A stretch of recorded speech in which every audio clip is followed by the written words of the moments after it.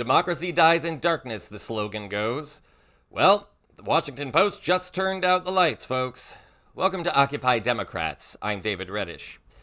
Few newspapers in the United States have the prestigious history or command as much respect as the Washington Post. The famed newspaper, founded in 1877, has broken a host of major political stories over the years and played an important role in maintaining American democracy and fighting political corruption. Among the paper's most famous contributions, in 1971, the newspaper chose to print the Pentagon Papers, a series of classified reports that detailed the failing war effort in Vietnam and the lengths that both the Johnson and Nixon administrations had taken to conceal the truth from the American people. Not long after, the Post also published the exclusive reporting of Bob Woodward and Carl Bernstein, detailing the Watergate burglaries and how the plan for the break-in originated with then-President Richard Nixon himself. Reporting by the Post prompted congressional investigations and ultimately the resignation of Richard Nixon. How the times have changed. The Post always endured criticism for some of its reporting, especially when it came to Nixon and the Pentagon Papers.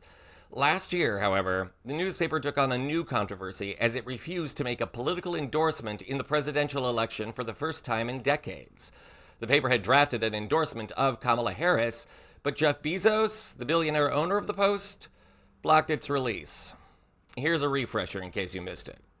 In the case of the Washington Post, the former executive editor, Marty Baron, today called that decision cowardice. He also claimed that former President Trump will see this as what he called an invitation to further intimidate owner Jeff Bezos.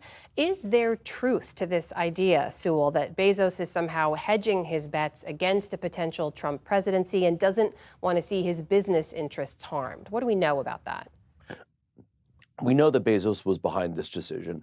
The Post itself confirmed that that's the case. We don't know precisely why. Now, of course, Jeff Bezos is one of the wealthiest people on earth.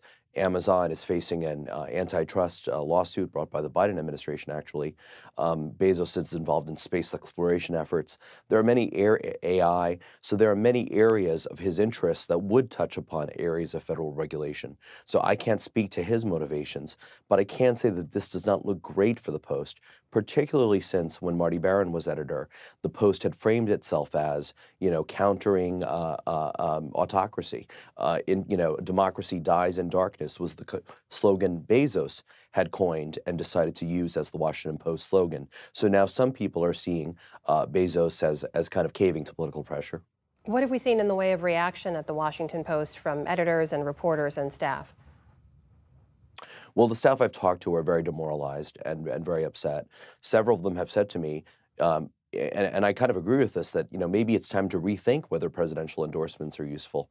But you could have done that a year ago and said, we're going to set a new policy. We're only going to endorse in local and state races. We're not going to endorse in presidential. Most people have made up their minds anyway. I think actually that would have been a very reasonable decision. But that's not what happened here. It was instead the opposite at both the Post and the LA Times. The expectation of an endorsement written, drafted, backing Vice President Harris, and then pulled pretty much at the last minute by the owner in both cases. I love how they talk about that this is some kind of concerning trend, or asking if it's a concerning trend, as though that was not already evident. And if it wasn't obvious then, it sure as hell is now. The political website The Hill now reports that the Washington Post contracted to run an anti-Elon Musk front-page ad and then backed out of the deal. According to this report, the political watchdog group Common Cause, in conjunction with the Southern Poverty Law Center Action Fund, paid $115,000 for the ad, seen here. The ad reads in part, "The Constitution only allows for one president at a time. Call your senators and tell them it's time Donald Trump fire Elon Musk." It also included the URL firemusk.org. Common Cause submitted the artwork last Tuesday with the target of the ad running on February 18. Then, abruptly, the Post said it wouldn't run the ad after all. It cited no reason, according to a Common Cause spokesperson, and at the time of this report, the Post has yet to comment publicly on the matter.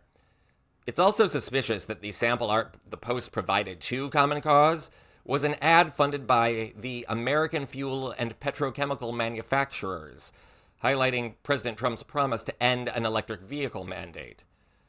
So what's really going on here? Is the Post afraid of retribution by the Trump administration? Is this similar to the way that ABC and CBS both settled defamation suits so as not to become the target of the Trump administration? How much did Jeff Bezos personally have to do with all of this? And perhaps most frightening of all, has Bezos compromised the Post in such a way that it now must align with his political causes, much in the same way Elon Musk retooled Twitter to support his pet causes? At the moment, it's not entirely clear. It is certain, however, that this issue with the Post again illustrates the problem with billionaires and big business oppressing journalism and currying political favor by buying media organizations. Once upon a time, the Post, nor its owners, would have ever been intimidated by a president or threats of retribution. Look at Watergate. It would just seem this story is a harbinger of what most of us already saw coming. Traditional media is on the wane because of corporations, and that's being replaced by new media outlets like Occupy Democrats. We're here to bring you the facts, and we will not be politically intimidated when we do so. That's our job. Jeff Bezos might want to be content to turn off the lights on the Washington Post and to let democracy die in that darkness, but we're not. And I suspect you're not either. Check out and share our other videos for more important stories regarding all things American politics, and to help keep American democracy alive. I'm David Reddish.